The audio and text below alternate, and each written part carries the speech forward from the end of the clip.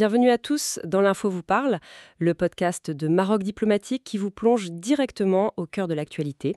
Chaque semaine, nous vous proposons un décryptage clair, des analyses pertinentes et une perspective unique sur les forces qui façonnent le Maroc et le monde. Aujourd'hui, on examine un gros chantier, la réforme de l'enseignement supérieur. Presque 25 ans après la loi actuelle, le gouvernement lance une refonte en profondeur.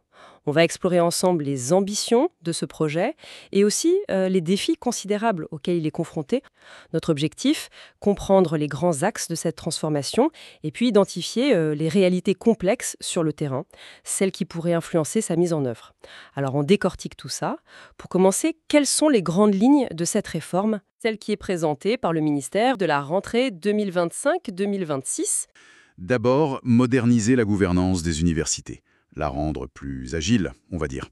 Ensuite, diversifier l'offre de formation pour mieux coller aux besoins du marché du travail et aussi aux attentes des étudiants. Et puis, un point très important, faire de la recherche une vraie priorité nationale, un moteur pour l'innovation. D'accord, modernisation, diversification, recherche. C'est ça. Et un élément clé aussi, c'est cette volonté d'unifier un peu le paysage, rapprocher le public et le privé. Unifier public et privé. C'est-à-dire ? Pour plus de cohérence, une certaine équité dans le système, si vous voulez. On voit aussi apparaître de nouvelles catégories d'établissements dans le projet. Ah oui, lesquels par exemple ? On parle d'universités numériques pour miser sur les nouvelles technologies éducatives et aussi d'institutions privées, mais à but non lucratif, qui pourraient être reconnues d'utilité publique. Intéressant, ça ouvrirait de nouvelles voies, peut-être pour le financement ? Pour le financement, pour la gestion, c'est un nouveau modèle. Et cette idée d'unifier public-privé, on cherche à effacer les différences ou plutôt à créer des ponts ? L'esprit, je pense, c'est plus la cohérence et la complémentarité. S'assurer que tout le monde, public comme privé, contribue aux objectifs nationaux, avec des standards de qualité. D'accord. L'idée n'est sans doute pas de rendre le privé identique au public, mais d'avoir un cadre plus harmonisé et de favoriser les synergies. Je vois. D'ailleurs, ce qui est assez révélateur, c'est cette tension entre la volonté de renforcer l'autonomie des universités. Oui, leur donner plus de marge de manœuvre. Exactement. Financière, administrative, pédagogique. Et d'un autre côté, maintenir une supervision de l'État assez forte. Ah, le fameux équilibre à trouver. Voilà. Le vrai test, il sera là. Est-ce qu'on pourra vraiment appliquer sur le terrain des principes comme l'autonomie réelle, la transparence, la bonne gouvernance ? Justement, parlons de cette nouvelle gouvernance. Le projet mentionne un conseil des gouverneurs dans chaque université. C'est quoi exactement ? Alors ça, c'est un changement assez notable dans la façon dont les décisions seraient prises. Ce conseil, il serait présidé par le ministre ou son représentant, ce qui montre bien que l'État garde un œil dessus. D'accord, donc pas une autonomie totale. Des représentants institutionnels, d'autres ministères par exemple, mais aussi des gens du monde économique et social, des chefs d'entreprise, des représentants de chambres professionnelles, et bien sûr des membres de l'université elle-même. Et l'objectif de ce conseil élargi ? Il est double, en fait. D'une part, avoir une gouvernance plus participative, moins tournée sur elle-même, et d'autre part, et ça c'est crucial, rapprocher l'université de son environnement, la rendre plus à l'écoute des besoins des entreprises, des régions. Pour qu'elle adapte plus vite ses formations, ses recherches ? C'est l'idée, oui. La rendre plus réactive. Sur le papier, ça semble bien, cette ouverture. Mais est-ce qu'il n'y a pas un risque ? Lequel ? Avec une présidence ministérielle, beaucoup d'acteurs externes, est-ce qu'on ne risque pas de diluer un peu l'autonomie académique ? Ou de rajouter une couche administrative ? C'est une excellente question, et c'est un des équilibres très délicats de la réforme. Comment faire pour que ce conseil soit un vrai lieu de dialogue stratégique, et pas juste une chambre d'enregistrement, ou pire, un lieu de blocage ? Oui, comment s'assurer que les impératifs économiques ne prennent pas le dessus ? Exactement. Ou les impératifs politiques, comment protéger la liberté académique, la composition précise, les pouvoirs réels de ce conseil, les mécanismes de contrôle. Tout ça sera déterminant. Il y a un risque de bureaucratie en plus, c'est sûr. Oui, mais aussi une opportunité de mieux ancrer l'université dans son pays. Passons à l'autre grand pilier, la recherche scientifique. Présentée comme une priorité nationale, concrètement, qu'est-ce qui est prévu pour lui donner un coup de fouet ? Parce que là aussi, il y a des défis. Oui, la recherche est vraiment au cœur des ambitions affichées. Le projet de loi prévoit d'abord un cadre juridique spécifique pour les centres de recherche universitaires. Pour leur donner plus de souplesse. C'est ça, plus de souplesse de fonctionnement et les pousser à développer des projets innovants, surtout en lien avec le secteur privé. Décloisonner la recherche, en fait. La rendre plus appliquée, plus visible. Voilà. Ensuite, il y a l'annonce d'une stratégie nationale de la recherche et de l'innovation. Elle devrait fixer les grandes orientations, les domaines prioritaires, mais surtout être liée à un financement plus diversifié. À ne plus compter que sur l'État. C'est l'objectif. Mécénat, fonds compétitifs, contrats avec les entreprises, financements internationaux. Et, point important, cette stratégie serait suivie avec des indicateurs de performance clairs. Des indicateurs pour la recherche? Ça, c'est nouveau et ça pourrait changer pas mal de choses. Tout à fait. Introduire une culture de l'évaluation, de la redevabilité. Par ailleurs, le texte ouvre aussi plus clairement la porte à l'implantation de campus d'université. Pour attirer l'excellence internationale? Oui, et stimuler un peu la compétition, offrir de nouvelles options aux étudiants marocains. Et côté pédagogie? Là aussi, la réforme pousse fort pour des méthodes plus modernes, plus flexibles, le développement de la formation à distance, l'enseignement hybride, promouvoir l'alternance, études et entreprises. Et les contenus? Surtout, une révision des contenus pour qu'ils correspondent vraiment aux compétences demandées sur le marché du travail. Former des jeunes plus employables, quoi. Bon, modernisation pédagogique, internationale, recherche, les ambitions sont très hautes.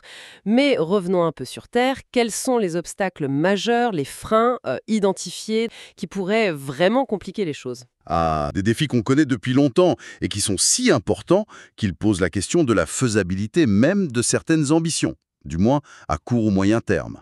Le premier défi, c'est quoi? Le premier, le plus visible, la massification. Les chiffres parlent d'eux-mêmes. Pour 2024-2025, on attend 1,3 million d'étudiants. C'est presque 6% d'augmentation en un an. 6% par an. C'est énorme comme croissance. Et les infrastructures, elles suivent? C'est le deuxième gros défi, la surcharge. Les amphis en moyenne nationale sont utilisés à 258% de leur capacité théorique. 258%. Ah oui, carrément. Dans ces conditions, la qualité de l'enseignement et même la sécurité, C'est compromis, forcément. et ça doit avoir un impact direct sur l'encadrement. Exactement. Troisième défi, le déficit criant d'encadrement, pédagogique et administratif. Le manque d'enseignants-chercheurs permanents, c'est particulièrement grave dans certaines filières. 217 pour 1, c'est waouh. Oui, la moyenne nationale dans le public, c'est déjà très élevé, autour de 69 pour 1, alors que dans le privé marocain, c'est plutôt 10 pour 1. Et dans les pays de l'OCDE, c'est bien plus bas. Et on recrute assez pour combler ce manque? Le problème, c'est que non. On a environ 15 830 enseignants permanents dans le public, mais il en faudrait beaucoup plus. Et pour le budget 2025, le nombre de nouveaux postes prévus a été réduit à 1759. Ça ne compense même pas les départs à la retraite et l'augmentation des étudiants. Donc on veut moderniser la pédagogie, faire du suivi personnalisé, mais avec un prof pour plus de 200 étudiants parfois. C'est mission quasi impossible, oui. C'est une des grosses contradictions. Les ambitions pédagogiques, elles demandent plus d'encadrement, des classes moins chargées.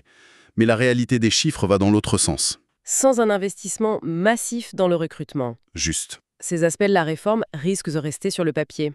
Et les finances dans tout ça? C'est le quatrième défi, j'imagine? Oui, les contraintes financières. Le budget global du ministère pour 2025, c'est 16,43 milliards de dirhams. Ça peut sembler beaucoup, mais attention, presque 2/3 partent dans les salaires. Ah oui, donc il reste peu pour le fonctionnement, l'équipement, la recherche. Exactement. Ce qui reste est limité. Et le coût moyen par étudiant, environ 24 890 dirhams en 2023, reste très bas comparé à l'international. Et l'investissement en recherche? On dit que c'est une priorité, mais Mais il stagne autour de 0,75% du PIB. On est loin du 1% recommandé par l'UNESCO comme un minimum. Bon, il y a un nouveau programme d'appui à la recherche, 1 milliard de dirhams sur 4 ans. C'est bien, c'est un signal. insuffisant pour combler le retard. Probablement insuffisant pour financer toutes les ambitions et rattraper le retard structurel, oui. On a donc une équation financière très compliquée. Plus de besoins, mais des ressources limitées et une part pour la R&D encore trop faible. C'est un vrai casse-tête. Tout à fait. Il y a un cinquième défi, les fortes disparités régionales. C'est-à-dire ? Historiquement, les moyens, les amphis, les profs, l'argent sont concentrés dans les grands pôles, Casa, Rabat, Fès, Marrakech. Du coup, des milliers d'étudiants des autres régions doivent déménager pour leurs études. Ce qui accentue la pression sur des villes déjà saturées. Exactement. Et ça crée des inégalités d'accès. Bien sûr, il y a des efforts. On construit de nouveaux amphis. Mais ça ne suffit pas à suivre le rythme imposé. Globalement, l'offre dans les régions périphériques peine à suivre la croissance étudiante et à désengorger les grands centres. Donc si on prend un peu de recul, on voit une tension très nette.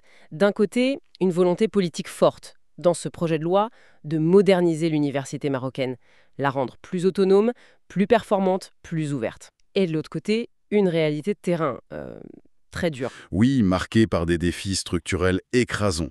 Surpopulation, manque de profs, budget serré, inégalité régionale. Faire le lien entre les deux, c'est essentiel. Le succès de la réforme, ça ne dépendra pas que du texte de loi. Mais de la capacité à affronter ces problèmes de sous. Exactement. Sans solution concrète et durable à ces défis, les beaux objectifs risquent de rester des vœux pieux. En résumé, le Maroc s'engage dans une réforme de son enseignement supérieur. Une réforme nécessaire, attendue et très ambitieuse. Les objectifs sont clairs, autonomie, excellence en recherche. Mais le défi principal, le défi colossal, ce sera de trouver les moyens. Moyens financiers, humains, organisationnels, pour surmonter les obstacles structurels qu'on a vus. La massification, le sous-encadrement, le budget, les disparités régionales. Sans ça, les objectifs risquent de rester lettre morte. c'est ça. C'est à l'aune de la résolution de ces problèmes très concrets qu'on pourra juger de la réussite de cette transformation dans quelques années. Pour conclure, au-delà des grandes stratégies, des lois complexes, si on devait chercher une mesure, peut-être simple en apparence, mais qui pourrait avoir un impact immédiat, tangible, pour améliorer le quotidien des étudiants ou pour dynamiser un peu la recherche, là, maintenant, ça pourrait être quoi ? Une question à méditer sans doute. Merci de votre écoute. Pour aller plus loin, retrouvez tous nos articles, enquêtes et analyses sur marocdiplomatique.net. N'hésitez pas à partager ce podcast, à vous abonner et à nous suivre sur les réseaux sociaux pour rester connectés à l'actualité nationale et internationale. À très vite pour un nouvel épisode signé Maroc Diplomatique.